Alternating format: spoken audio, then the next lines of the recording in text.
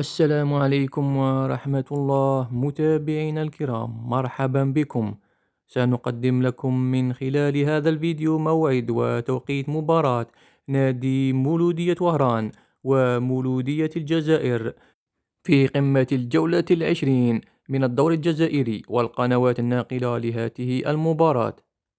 ويدخل نادي مولودية وهران هذه المباراة وهو في المركز التاسع ب24 نقطة، بينما يتصدر مولودية الجزائر ترتيب البطولة في المركز الأول ب36 نقطة.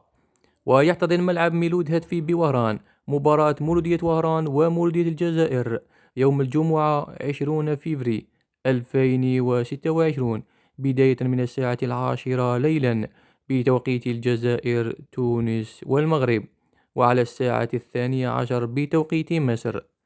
وتنقل هذه المباراة على القناة السادسة الشبابية.